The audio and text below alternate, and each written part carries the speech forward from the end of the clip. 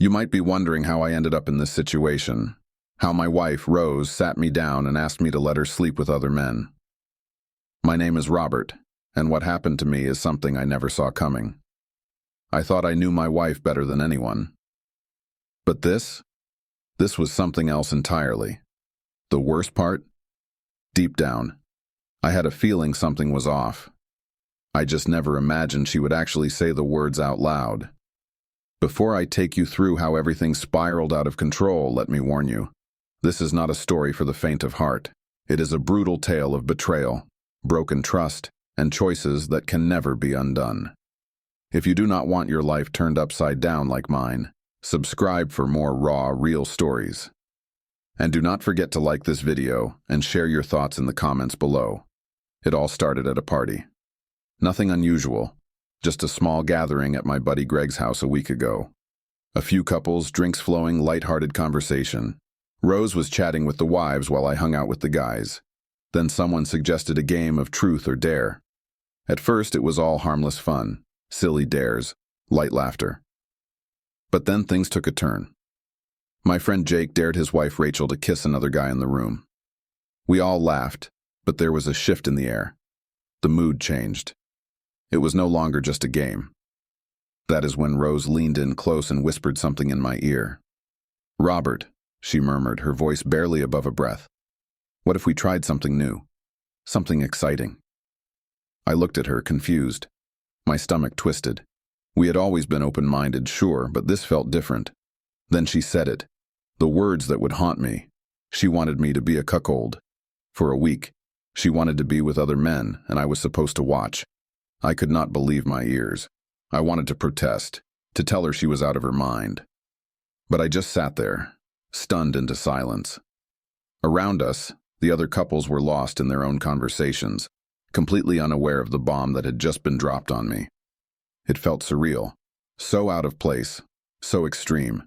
But Rose's eyes held something I had never seen before, an odd mix of excitement and defiance. I did not know what to say. So I told her I would think about it.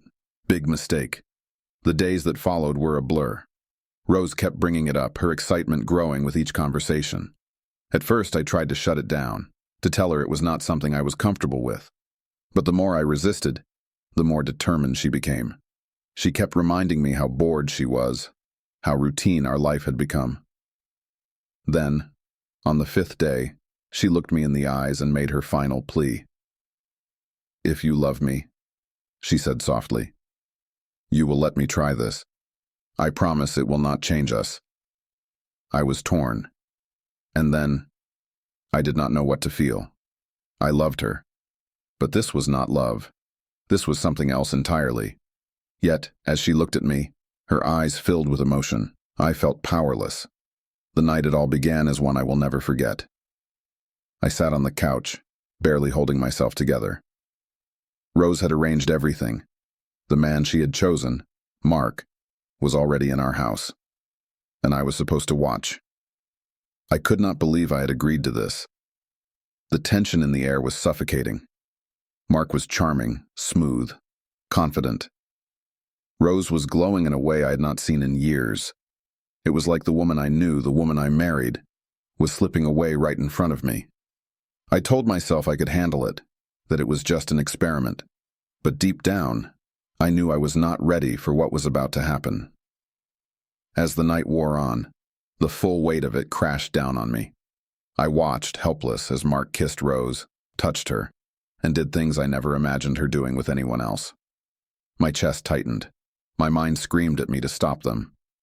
But I just sat there, frozen, trapped in my own nightmare. The room felt like it was spinning. My hands trembled. I could barely breathe. I excused myself, locking myself in the bathroom, trying to pull myself together. I needed air. I needed to think. I paced back and forth, my thoughts racing. What had I done? How did I let this happen? When I finally stepped back into the living room, I saw them laughing together. The chemistry between them was undeniable. It felt like a dagger straight to my heart. "This is too much," I whispered to myself. But Rose caught my gaze and smiled, as if she knew exactly how I felt. "Robert, relax. she said casually. "This is what we need. You will see." But I did see. I saw that something had broken. Something had changed between us, and I knew deep down that I could never fix it. The following days were a blur of confusion and anger. I tried to go about my routine, but nothing felt real. Rose carried on as if nothing had happened, but I could see the difference in her. She was not the same woman I had married. I kept questioning myself, wondering if I had made a mistake. By the 7th day, I reached my breaking point. "I cannot do this anymore," I told her. "I cannot live with the shame and the hurt." Rose just looked at me, her expression unreadable, her voice eerily calm. "You do not understand," she said softly. "This is what I needed." And just like that, everything changed. Our marriage crumbled under the weight of what had happened. We tried to talk, to make sense of it. But it was too late. The damage was done. We separated soon after, each of us going in different directions. Rose's desire for something new had destroyed us. And me? I learned a hard truth. Sometimes the things we think we can control end up controlling us. This is my story. If you are thinking about stepping outside your marriage, be careful. What starts as a game can quickly turn into something much darker. I wish I had known that before I lost everything.